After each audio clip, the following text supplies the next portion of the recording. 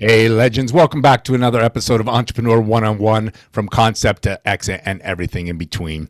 Listen, I got to tell you, we got a great guest joining us today, Nickie Cobble, all the way from, I think, in Destin, Florida. Is that correct, Nickie? Yes, sir. Yes, all the way from Destin joining us today.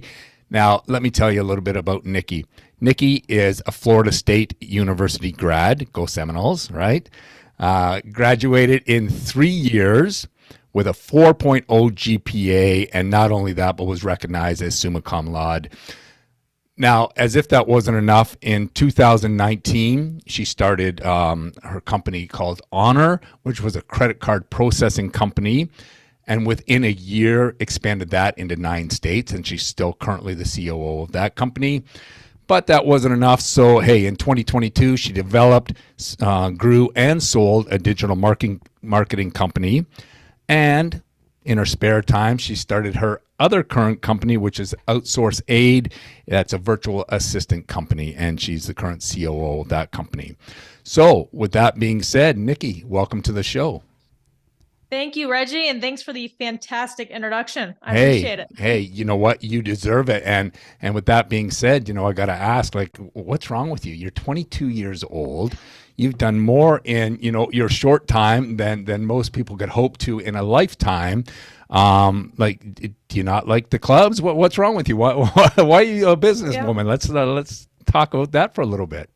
So, Reggie, you hit the nail on the head right there. So, no social life. That is my Yeah, secret. So, the secret to my success there you is no go. social life, just grinding. So, when I did okay in school. I was that book smart kid. Right. And then I wanted to be a perfectionist in the work world as well. And when I say work world, I mean entrepreneurialism, not the corporate world. Right. Okay. Yeah. Mhm. So there you go. There's a nugget for you right there. If you want to be an entrepreneur, you're going to be a lonely human being. So do Yeah. it early so you can at least have a little bit of fun when you get older, right? So, but Mhm. no, hey, that's great, right? When you can be that dedicated and that focused at such a young age, good for you. So I want to back up just a little bit before all the business success, and tell us a little bit about Nickie growing up. What were you doing? Where'd you grow up? Obviously, we know you went to university in Florida, but kind of walk us through the steps there and what got you to where you are. Yeah. So fortunately, I kind of never saw myself entering the workforce, as weird as that sounds. My parents were always home because they were entrepreneurs as well. So I didn't really get the 9 to 5 parents growing up. Right. So even as a kid growing up, I would sell things in my elementary school like tech decks, which are kind of tiny Yeah. skateboards. I Yeah. would Yeah. sell to kids in the classroom, and I would get in trouble for it because I guess you can't do that. And then when I was in high school, I was babysitting, so I was just getting straight cash for doing stuff. So I never really worked retail per se. I was Right. always kind of doing my own thing, kind of owning my own business. So once I got to college and they start shoving the corporate world down your throat, Right. I Yeah. always resisted because I never saw myself making someone else money. I saw myself making money for me.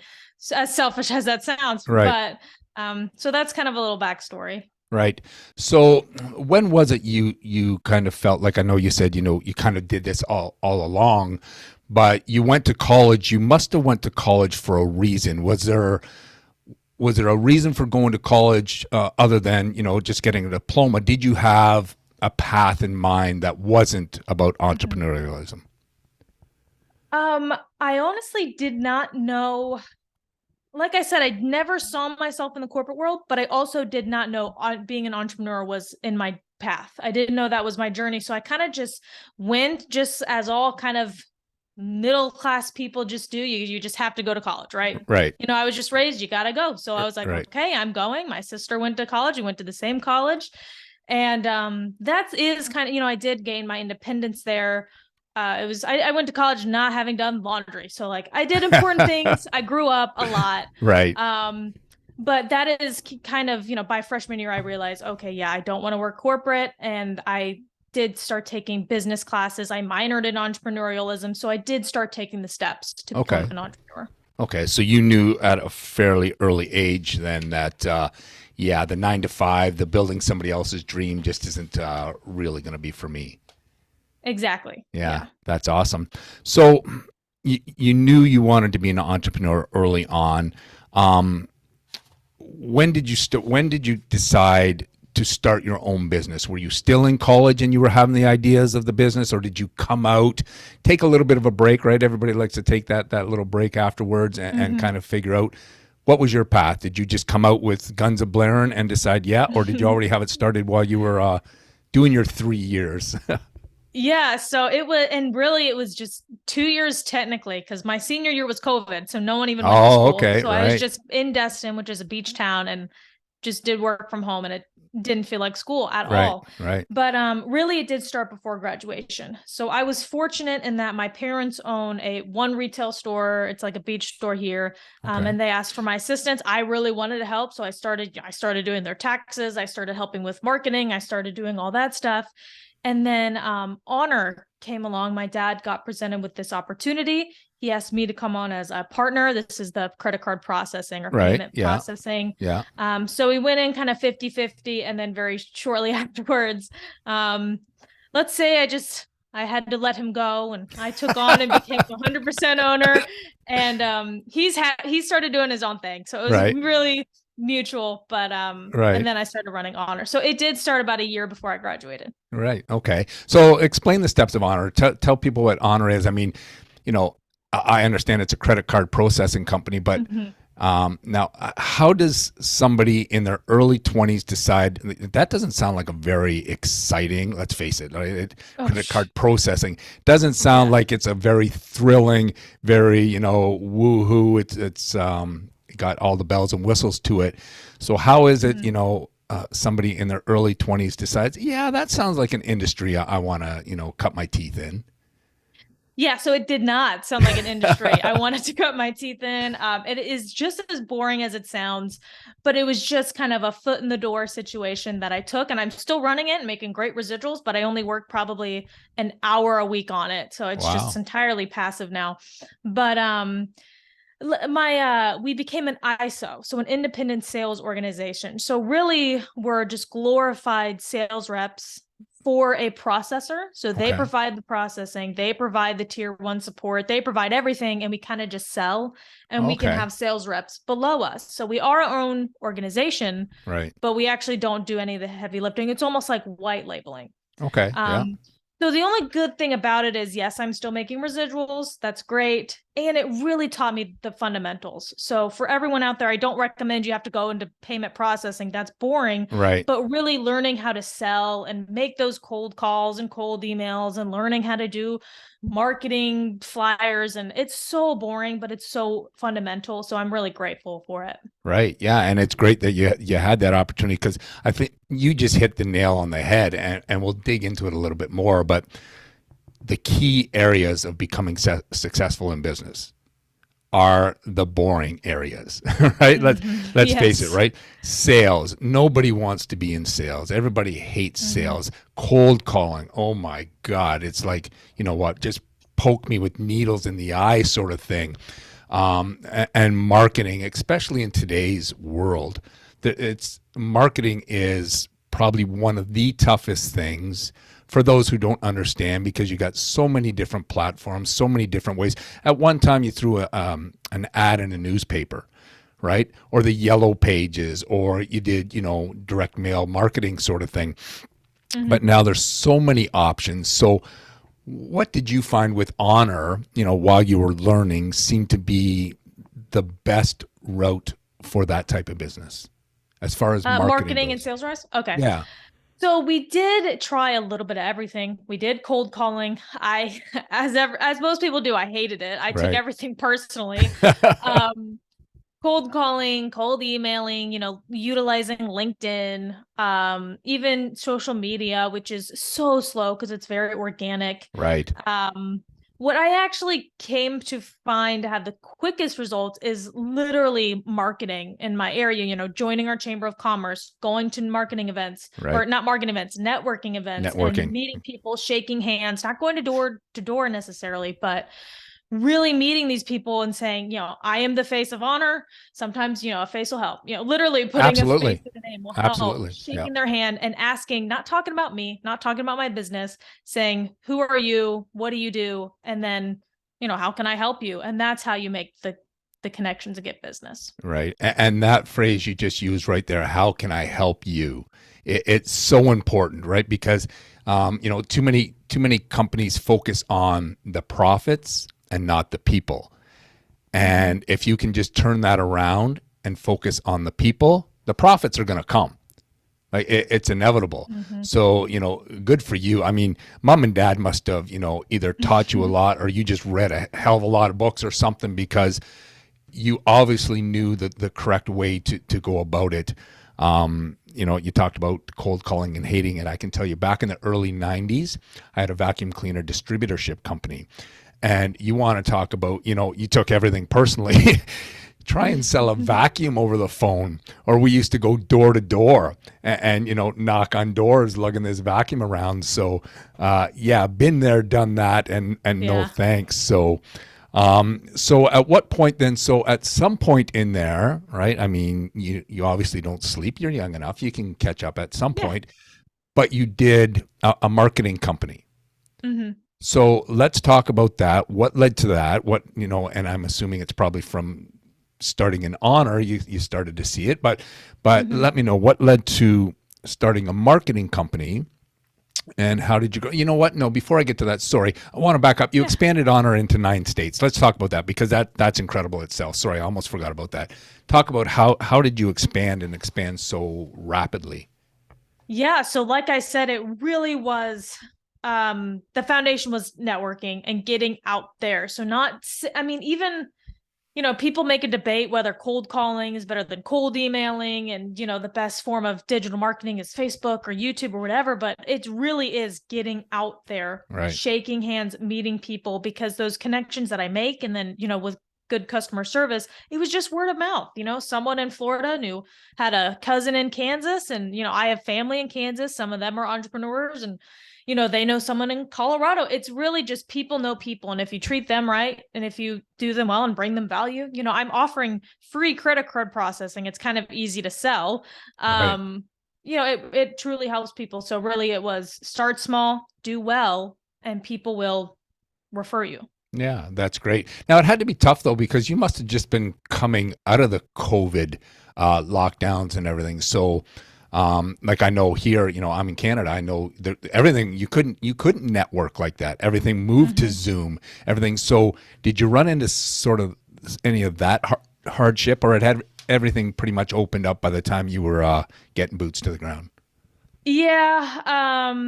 I would say it started opening up as a nation, like on a whole. Right. But Florida, my area of Florida at least, really never locked down or anything. Oh, We're just like a okay. small area of Florida where we were just like, we're not going to acknowledge it. And Right. so I was actually fortunate where it didn't really, not that I was going out sick or anything. Yeah. I Yeah. wasn't that Yeah. Yeah. person, Yeah. but they were a little loose with the regulation. So networking events were still kind of Oh, available awesome. at the time. Yeah. Okay. Oh, that's great then. Yeah, that made it a little easier to get started anyhow. Yeah. Typical Florida. Yeah.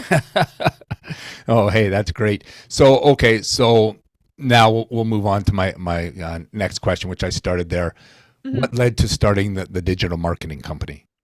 Yeah, so it's just an idea. So I'm always big on see a need, fill a need, right? So I Right. am constantly with my payment processing, it's B2B. So I'm constantly communicating and selling and working with business owners who all would have to provide me their website URL to get kind of verified for the processing. And I realized, wow, their website sucks, or they don't have one, or they don't have any social media. Like if you're a restaurant, you need a website and you need your menu on it. Right. Most of them didn't have it. Really? Wow. And so I kind of saw that and I went, well, I could start this agency, hire a virtual assistant to do the work for me.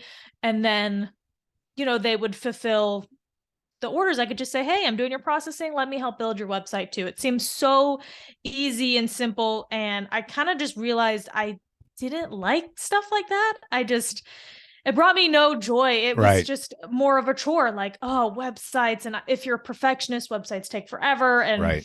so it was a great idea and very profitable. Probably, like, I didn't lose money on it, but I sold it so quickly because I knew nothing is sustainable if it brings you no joy. So I just Absolutely. let go Yeah. really quick. And you know what? Like that is so important right there. And I preach, hey, listen, if you can work at your passion, you'll never work a day in your life. but not everybody's passion can make them money, depending on what it is. But it's so true. If you got to drag your ass out of bed in the morning and you're dreading, firing up that computer, or you're making those cold calls, people can hear the enthusiasm or the lack of. So if you're not passionate about what you're trying to put forward, yeah, you'll be seen as a fraud very, very quickly. And, it's worth its weight in gold to work your passion if you can. So, so you decided to get out of that. Right? Yes. And, you're bored laying out on the beach, I'm going to assume, and you had another idea pop into your head. You sound a lot like me, right? I'm known as the idea guy. I sit and I look at something and it's like, okay, how can I make a buck at that? Like, it's always churning. So, at some point, and you mentioned how you had, virtual assistants helping you with the company. When and how did you decide to start the virtual assistant company? Yeah, so pretty much immediately after that one, because I couldn't stay still for too long, and I get these ideas, and it starts off really slow, and then the second I can turn a profit, and these businesses that I made, they all start with $0. Yes. So it is very possible to start a business and turn a profit pretty much instantly, especially with virtual assistants being so affordable. But I'll go into that. But basically, just like I said in the beginning, Honor, I work about an hour a week on it. And that's because I hired a virtual assistant to manage and maintain it and just keep my residuals, send cold emails so I can get some prospects, every once in a while. Right. When I had the marketing agency that was called Digital Designers, I hired a team of VAs and, just had to let them go. But I knew there was something there. And I had other people, my parents, other business owners, clients go, how do you have so much time? How are you getting this done? How'd you respond that quickly? And I'm go, oh, well, I have this, assistant, and they all just wanted it. Everyone wanted it. They saw the value. And so that's when I went ding, ding, ding. Like, I'm going to start offering this and screening them for people, because no one knows how to start it. Right. It's still kind of new. Remote work is huge now, thanks to COVID, I guess. Yeah. And so that's how the idea sparked, and that's what got the ball rolling. Right. Now, like you said, what a lot of people don't understand the nuances of it. So how did you figure that out? Because I'm not quite sure where you get your VAs from. I'm going to assume it's overseas, where most of them seem to come from. I know a lot are in the Philippines or areas like that. So how did you get these connections? How did you figure out that roadmap? I don't know. Is there a book on Amazon, VAs 101 for dummies or whatever? So how did you figure out that roadmap and get these connections to get these people to work, with you? I won't say for you, but with you. Yeah. So best tip to learning how to do something is just to do it. Right. Because there is a point where you almost research too much, and then you just use your research as an excuse not to move forward. Analysis paralysis. Absolutely. Exactly. I am as well. Yes. Yeah. A lot of entrepreneurs are. We're kind of perfectionists. We're perfectionists. Exactly. A lot of risks. And so I did actually, Tim Ferriss's book, 4-Hour Workweek. 4-Hour Workweek brought me to acknowledge what they are and kind of how they work. It's an outdated book kind of now, but that's what brought my attention to it. Then I used YouTube. I leveraged that for, okay, who are the best virtual assistants? Where are they? How do I interview them? Stuff like that. And then I realized, it is the Philippines, like you said, very westernized culture, very minimal accent, all English, very hardworking, very low pay, which is, sustainable over there, but very cheap to us. Yeah.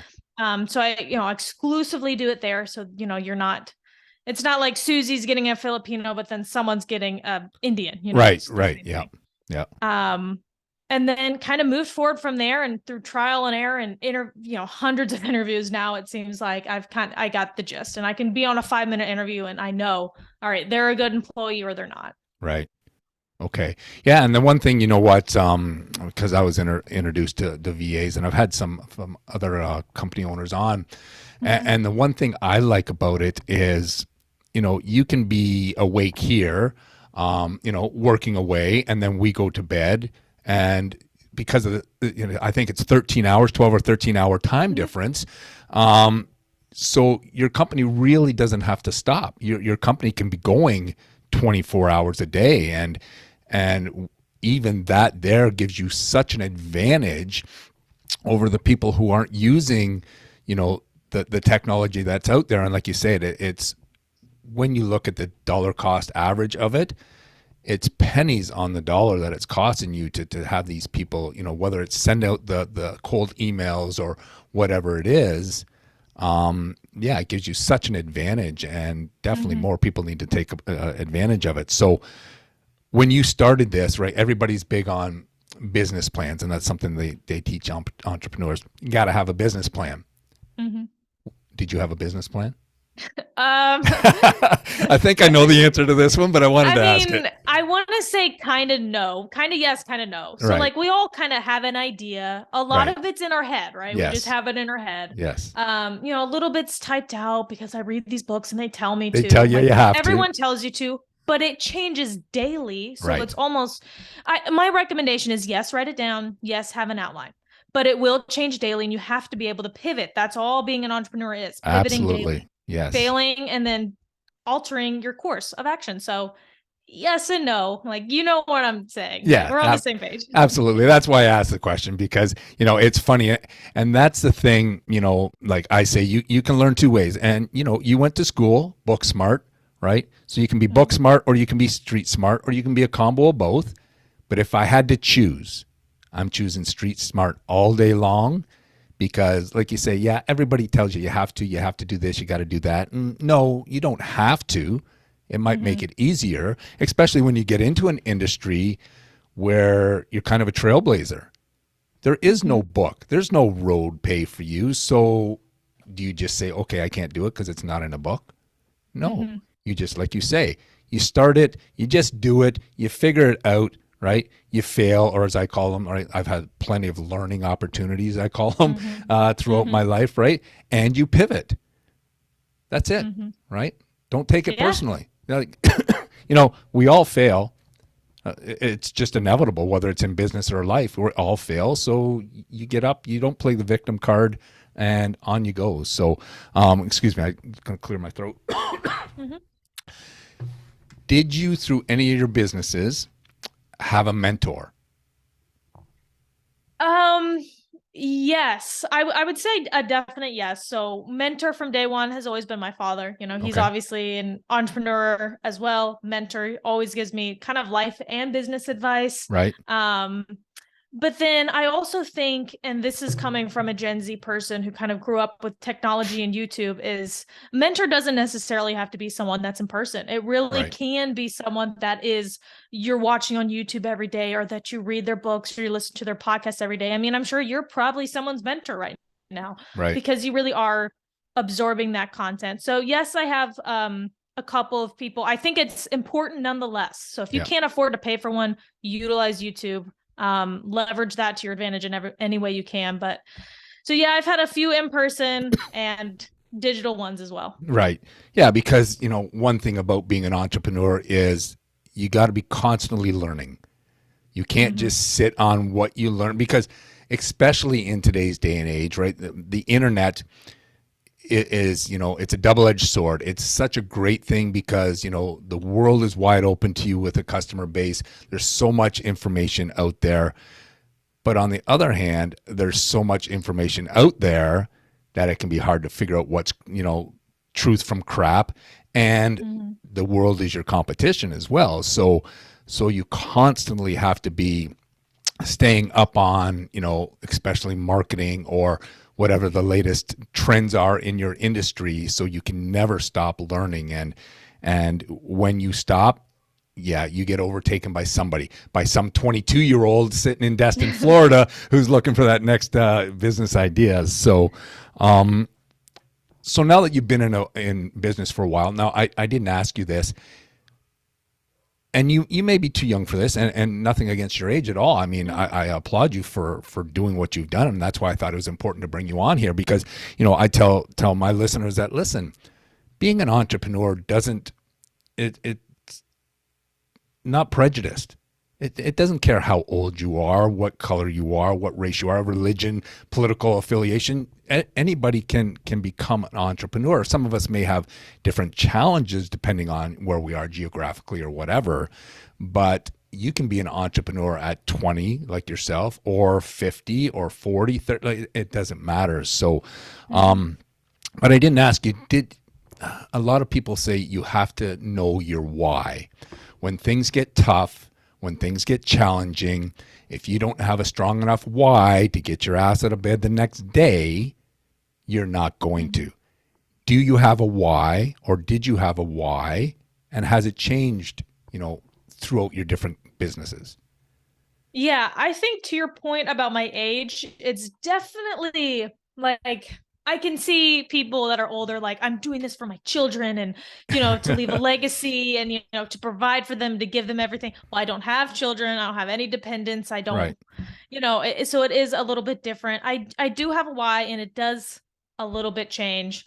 But really it's, my parents from like a really early age always told me like the saying, like they made a poster for me and it's like on my wall, and it's, she believed she could, so she did. And so like really basic and cliche, but like Right. part of it really is, I want to be a better version of myself every single day, like beat who I was yesterday. And that's a really big why for me, a Right. really big motivator. Why do I want to do it? Because I know I'm capable of it. I know I'm capable of being a millionaire by the age of 30. I just know I am. So that's a big why for me. And as it sounds selfish, but it really isn't. It's just be the best version of yourself. So that, and then just, stereotypically, I really want to make my parents proud. I Yeah. want to make myself proud as well. And I want to be able to support them if and when they need it. So that's kind of my why as a whole right now. Yeah, no, and that's awesome. And there's, for people listening to this, there's so much wisdom coming out of this young lady right here, that for her to sit there and say, I want to be a better version of myself every day. Most people look at, the competition is somebody else. It's another business. It's, oh, I want to have what so and so has, and to be able to sit there and say, yeah, I just want to be a better me. That's amazing. So good for you. You're inspiring me here. So good for you. And I'm old as dirt. So for you to be able to inspire me, that's awesome. So when you started, and you can pick any of the business here, what would you say was probably your number one challenge? Let's use the virtual assistant company. What would you say was your number one challenge in starting that, and how did you overcome it? Ooh, number one challenge. You know what's weird? This is an OutSourceAid, so my virtual assistant one, but really Right. all of them is, I am really like, this sounds a little bit cocky, but I am really good at setting up a business. I'm really good at the systems and the SOPs, the standard operating procedures, and building every single thing in place. And then it comes to like, all right, your business is made. All you got to do is client acquisition. Right. That's when I'm like, oh, but I don't want to.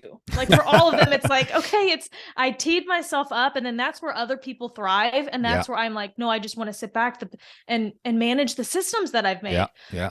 So that's why I really do have to literally get up and network. It's because I find I don't want to call. I don't want to email. I want to manage the systems. Right. So that is client acquisition. I think that's everyone's kind of weak spot, and that's mine as well. So physically networking is one of the solutions to my issue. Right. And you know what? I'm a lot the same. And for me, like I said, I'm an idea guy, and it's always the thrill of the concept, seeing, and people don't understand when you talked about SOPs, how important it is to have that process, whether you call it your customer journey or whatever it is, that needs to be so tight that you can pass it on to somebody else, and it's going to be done exactly the way it's supposed to be done. There's no gray areas. There's no, well, so-and-so is doing it this way. And even though they say, you know what, there's more than one way to skin a cat, the more tight you can have your processes and your customer journeys and your SOP, definitely, there's no confusion. And I'm a lot the same way. For me, it's the concept, it's getting it done, and it's like, okay, I don't want to do any more. I need customers. I don't want to make money at it. I just wanted to see it come to life. So I know exactly what you meant. And for me, a lot of my life too, I was very introverted. So it can be very tough to get out there and do that networking and, talk to those people and break out of that shell. So that's now I don't take you as being introverted. Are you very much an extrovert? Do you enjoy, I know you say you didn't want to make them, But when you get out to these networking events, do you enjoy being there? Do you enjoy talking to the people? So I would define myself as an extroverted introvert. Okay. So I don't ever have the burning desire to like go out and network or go out to a club or go out to, dinner with a group of people. I don't have the urge, but once I'm out, I can rule the room. I can Right. own the room for like 2 hours, 3 hours, however long I need to. And then I'm drained Yeah. and I'm done. I gotta go home. So like extroverts, they get energy when they're in public. I Right. have it, but I lose energy when Right. I'm a little bit of both. Yeah. And I'm a lot the same, except I'm the type that I'm not big on starting conversations, Mm-hmm. but I'll carry on the conversation, like you said, for hours once it's started. I've never been a big one for just approaching total strangers and saying, "Oh, hey, how you doing? Tell me about yourself." So, now, can you think of a time, and we can go to any business here, where you had a failure, and can you maybe talk us through it, and how did you bounce back from that? Yeah. I don't know if it's a me thing or an entrepreneur thing, but I don't acknowledge failures. Like I really like there was like a book and you're like everyone fails and I'm like I don't think I've ever failed in my life. Yeah. And I have failed probably every day, but I don't even see it as failures. Like you said, I see them as lessons and I Right. don't even process as failures. The one, I guess, big one that I always point to is the digital marketing agency. To me, Okay. I guess that can be seen as a failure, right? I started a business, I built it, and then I instantly got rid of it, Right. you know? And the lesson in that is really when you see that something is not sustainable, it's not moving forward, it's not maybe going to be profitable, you have to know and have the ability to let go. Right. Like sometimes there's a difference between pivoting and really just like letting go and moving on. And I'm really proud of that. And I'm really happy I did that. So I guess Absolutely. that's a failure. And that's the kind of lesson that came with it. Right.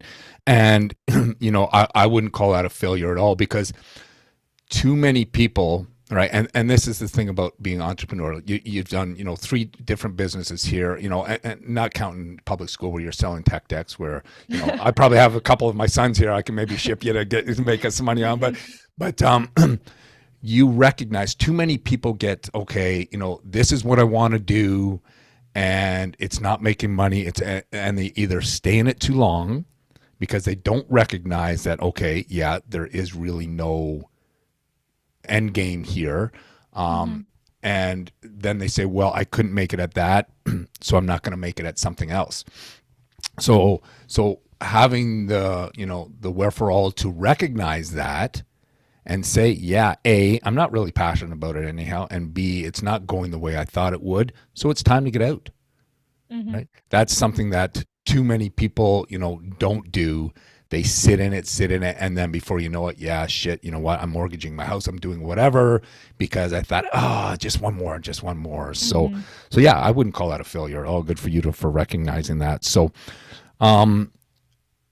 you say you never look at things as failures, but is there at any point through any of these businesses where you had self-doubt, where you had, I've had an expert on for imposter syndrome, where you felt like, yeah, you know what, this isn't really, and I'm going to assume maybe with the digital marketing, but where you thought, yeah, this isn't really me. People are going to figure out that I have no idea what the hell I'm talking about, or, where you just had the self-doubt, and how did you push through that?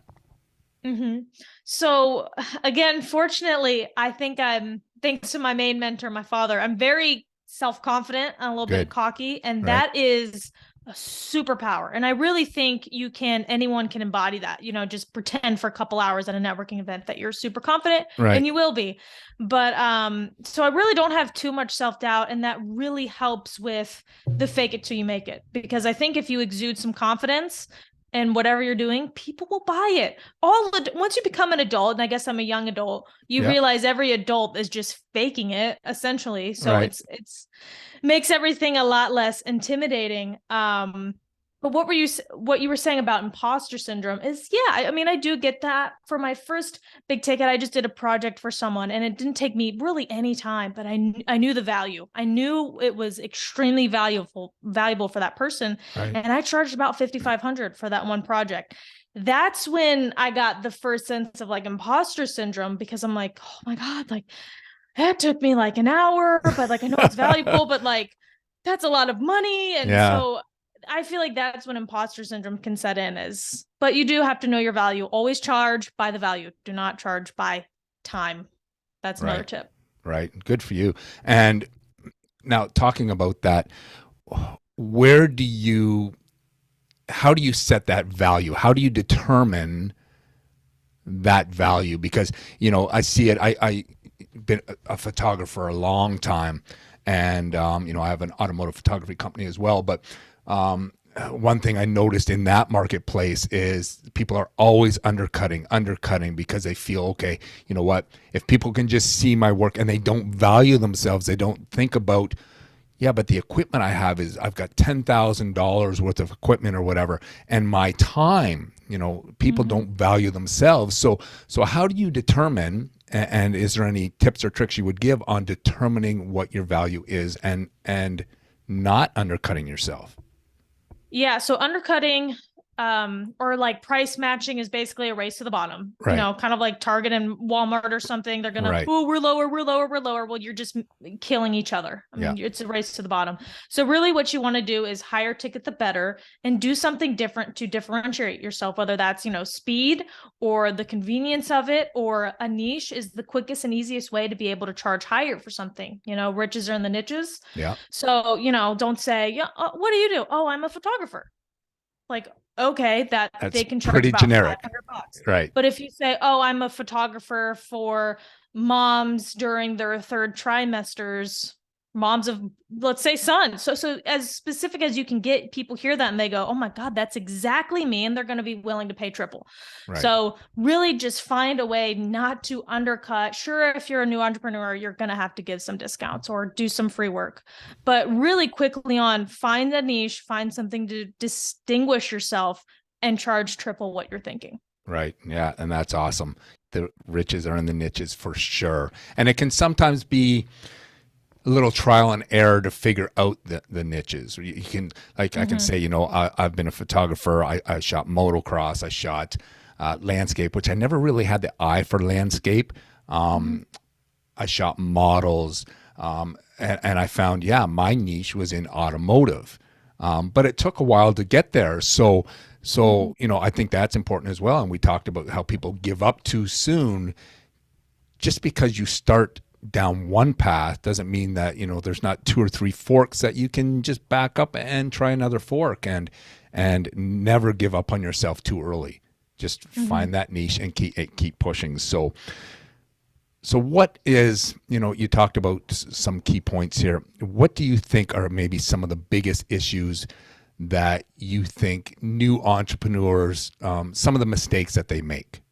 And I think we just talked about one there, but Yeah. Well, like we were just saying, not niching down. So kind of trying to be everything for everyone. right, That's definitely kind of a rookie mistake move. God, what's another one? I mean, something that I personally experience all the time, but luckily I'm like cognizant of it, I'm aware of it, is being really impatient.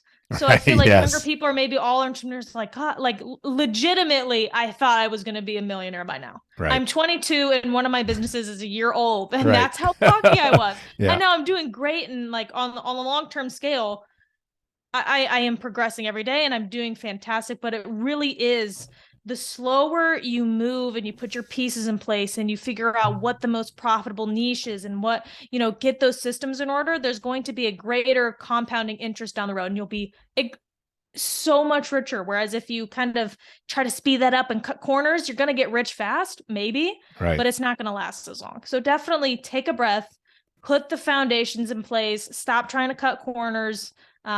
You know, surround yourself with the right people. You are who you surround yourself with. That's why I don't have Absolutely. too many friends. There's not a lot of smart 22-year-olds right Yeah, now. no, absolutely. You're Um, absolutely right. so that's not a lot of don'ts, I guess, but that's a lot of tips of what to do. Yeah, no, and that's great. And you know, you said something there that I'm guilty of myself, and that's patience. I for the longest time was the most impatient person, and I think a lot of it too comes down to the society we live in. You know, we can get instant gratification for most things, right? Just Mm-hmm. go on the internet. We can find out what we want within 30 seconds. I mean, let's look at TikTok. TikTok is the latest, greatest phase, right? But if you're putting up a video that is longer, 15, 30 seconds, people have lost interest, right? Mm-hmm. They've gone on to something else. So I think that is key in, you know what, you need to be patient, because they say Mm-hmm. most businesses will fail within the first 5 years. I think they failed because most people gave up within the first, 60, 90, 120 days because, wait a minute, they told me I'd make money starting my own business. Mm-hmm. So that's, Mm-hmm. that's huge. So I wanted to ask you, with what's going on with, OutSourceAid, what are you excited about right now with that company? What's getting you fired up every day about the business? Yeah, I really like it. So right now, just like what we were ironically talking about niches and stuff, and I haven't yet, which I think is funny. And it's not for lack of trying. I'm Okay. definitely trying to find specifics, but it's trial and error, right? I try the health insurance agent or industry. That's what my dad sent. So I'm like, oh, maybe I'll have connections, and they just don't know how to use them. So it Right. wasn't the best one. Or, if you're in the health insurance industry, maybe you do, but, um, so it's a little bit of dipping my toe in. I think that's kind of a fun part, but, lately I have been trying, I've kind of found a niche. So I am excited about that. I have one huge client right now in he needs call center agents, which is definitely a biggie.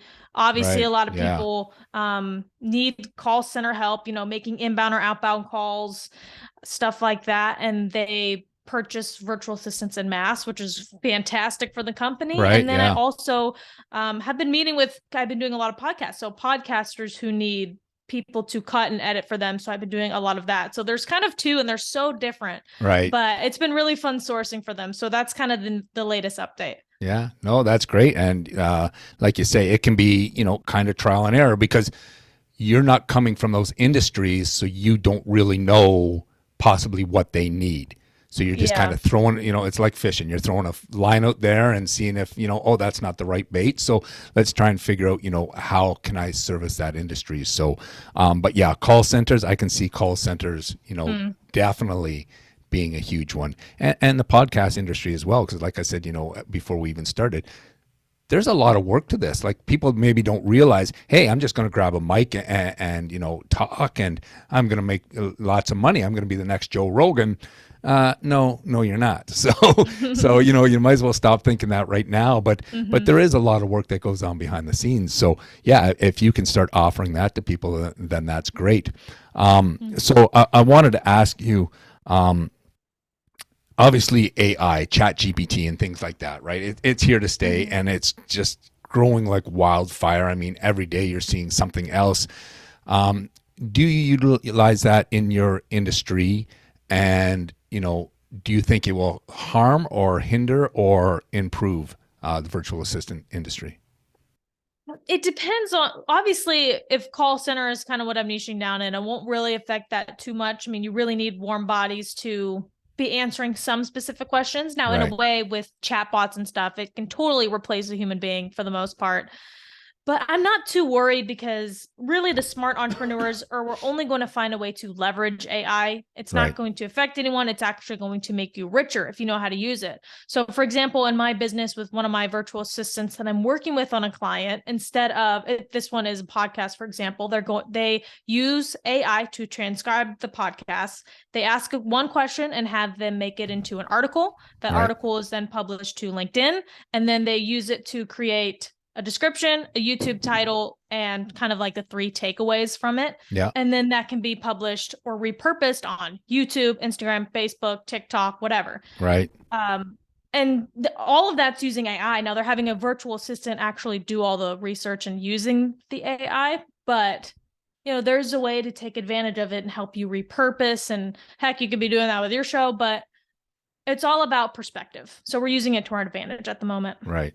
Yeah, and that's great. And it's like, anything, I think it's one of those tools that you want to get on early, Mm-hmm. because eventually, it's going to be used by everybody, and it'll kind of lose its shine. It'll kind of lose, its excitement.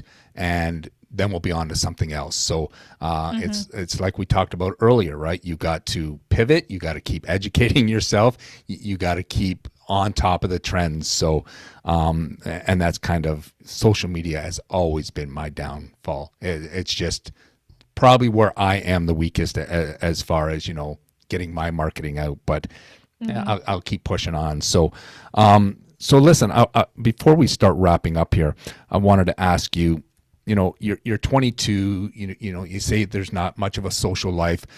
What are some of the things you've given up, I guess, right? Some of the hard decisions you've had to make in order to do the things you want to do. Mm-hmm. So fortunately, I've never been big on partying and drinking and going out and doing all those things that I really think are regrettable mistakes that some people are making. Right, So I right. don't see much of that as a loss. Now, my parents were like, "You're going to regret leaving college early." And, I don't, because that's just not who I am. Okay. One thing I am concerned that in a couple years or 10 years, I might look back is, man, I wish I traveled more in my 20s. So because traveling's huge, I Yeah, want to, go back to Europe and see the world. And my mindset is, once I have the money, exactly. then I'll go. Yes. And I think that, that finish line's just going to keep moving. And I'll keep saying, when I'm making 50,000 a month, then I'll Right. go. Right. So it's really, and this applies to all entrepreneurs, forcing yourself to do it now, because that finish line's always going to It's move always, and you're going to yes. regret. You're going to Yes. have regret if you don't do it. So Right. I'm forcing myself to travel this year. I haven't done it in a couple of years and I've been blaming COVID and stuff, but that's the one thing. Right. And you know what? You brought up about the finish line. I think that finish line needs to move. Mm-hmm. And I don't think as entrepreneurs, unless you want to grow your business to a certain point and have an exit plan, but we talk about putting plans in place and working towards them. But then once you hit that, it's kind of like, well, okay, now what? Mm-hmm. Right. And it's kind of like, well, okay, well, I either have an exit plan and I move on from this business, or I set the goal now just a little bit further and a little bit further. And like you say, you know what, the traveling is going to come and you're going to enjoy it so much more when you have the money to be able to enjoy it, because there's Yeah. so many beautiful, wonderful things out there. And, unfortunately, some of them cost money. Like, Most of so, them. Yeah. if you don't have to use that credit card and, the credit card processing to pay for those trips, then, hey, that's the way to be. That Mm-hmm. is success, right? Regardless of what you deem to be success. And that was a question I was going to ask you. What do you personally consider to be success? And what do you consider to be success for your business? Wow, that's actually a hard question.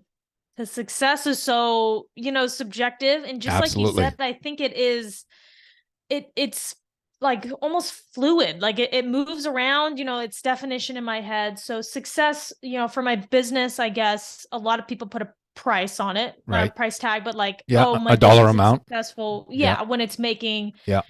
10,000 net profit per month. Right. And that actually is what my goal is right now. And I'm about like $100 off. So I'm Oh, very wow. close. Good for you. Not there yet, but very close. And that's total. So but then again, the second I hit that, which is probably going to be not by the end of this month, it's the end of this month Yeah. is tomorrow, but Yeah. next month, then I just have to move it. So it is Right. going to keep moving, but success for me really is kind of an image. So success, I vision it, and it's me buying a first class seat on a plane and not hyperventilating, right? It's being able to buy a luxury and not feel crippling guilt. It's being able to, buy my future kids that don't exist Yeah. that toy they want and, not feeling bad about it. It's being able to buy experiences Right. and not really flinch because I can afford it. So that's an idea of success, I Yeah. guess. Absolutely. Now you brought up about, buying a luxury item. So if money were no object, what's one luxury item you would buy yourself? It's not even an item. So it's not like, oh, I want this watch or I want Yeah. that Mercedes. And even though that'd be great, I mean, that'd be nice, but it really is, I want to be able to buy that first class seat ticket to Europe. I want to stay an all-inclusive for 14 days Yeah. and, not blink an eye. That is what luxury is for me. It's Right. traveling with no thought of expenses. Right. And one thing that, a lot of people don't realize is success. And you said 14 days. Success is being in control of your time, right? Having that, because that's our greatest gift, right? Everybody thinks it's money. No, it's time. When you can have that freedom of your time to do that trip 14 days and then decide, you know what? We're going to make it 21 because you put the SOPs in place, right? You know your business is running fine, even though it's always in the back of your mind. It's like a child. You can't escape your business. You're always going to be thinking about it, but it's that time freedom that is a success for a lot of entrepreneurs. So listen, any words of advice for somebody your age, because let's face it, like you said, you know what, you're kind of an anomaly. There's not a lot of 20-year-olds who are out there, cutting their own teeth, becoming successful. So what advice would you give to anybody who is, sitting in college right now, possibly listening and thinking, yeah, you know what, I want to do that? What advice would you give them? The two best characteristics that you can work on and develop, and I really do think you can work on and improve, is persistency and consistency. So the consistency to do the boring stuff every single day, Right. because social media really makes entrepreneurship look fun and hot, Absolutely. new and trendy. But Yes. really it is reading those 10 pages every single day, writing the SOPs and improving them every single day. Doing the cold emails, even though you hate it, every single day. So it's the consistency to do the boring stuff and the persistency to not give up when it's not making you $10 million in your first year. So be consistent and be persistent. Do not let failures deter you. Don't let it stop you. They're lessons, and keep going. So those are the two main things that I want people to really work on and develop, and that are my age or any age. Right. Yeah. Yeah. No, that is timeless for sure. That one, like you said, it doesn't matter the age. So, and it's funny how you said about the internet makes it look so easy and so glamorous and so flashy. I had a guest on who, his company's doing 100 million a year. And he says, I've had more toys than I can remember. And he says, I've been lucky if on a Sunday for an hour, maybe I got to use one of them. Because it's not flashy, it's not easy, it's not, oh, listen, just do these couple of things and you're going to make $40,000 in your sleep. No, sorry.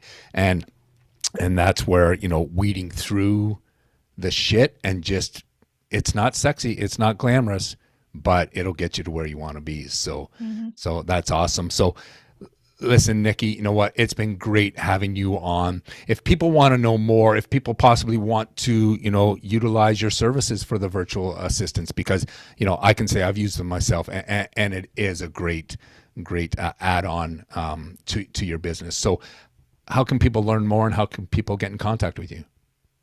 Yeah, so thanks for the plug. You can just find OutsourceAid at youroutsourceaid.com. Super easy. It's probably going to be in the show notes if there's show notes. Absolutely. And then for me, if you want to follow me on anything, I literally just have Instagram. That's it for Gen Z. I just am not on too much social media, but it's just my name. So it's Nickie, Nickie, Cobble, Cobble. I don't even post business, but you can follow me anyway. Yeah. Awesome. Well, listen, you know what? It's been great having you. I want to thank the listeners for allowing Nickie into your world.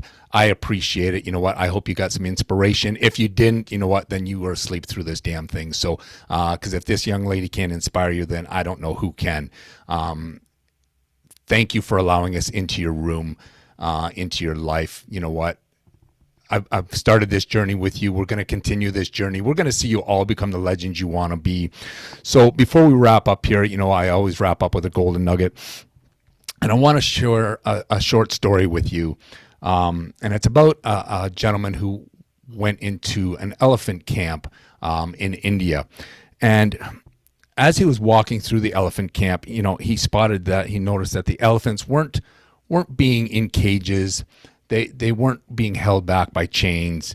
All that was holding them was a small piece of string that was tied around their leg. And he's looking at these, massive animals in this small piece of string, and he's completely confused because they're not even trying to get loose. They're just standing there, and he's very confused by this. So he asks one of the trainers, he sees one of the trainers, he says, why are the elephants just standing there? Why do they not try to escape? And the trainer said to him, he said, when they're very young, we use that piece of rope to keep them, tied down. And it is strong enough to hold them, no matter how much they try when they're smaller. So as they grow up, then they become conditioned to believe that this piece of rope is around my leg. So there's no sense trying because I've tried many times before. I'm not going to break free. So the only reason they weren't breaking free was because, they adopted this belief. I can't do it. So what's the moral of the story? I think there's too many aspiring entrepreneurs out there who become elephants. Early in their journey, they run into, problems. They run into, let's call it tides that bind, like these elephants. And, as much as they try, they just find that I can't break free. I can't do it. I can't, find the way. So they give up because you can't see the potential in yourself. If these elephants could see how big they were, how powerful they were, they would break those ties that bind. So I want you to not become that elephant.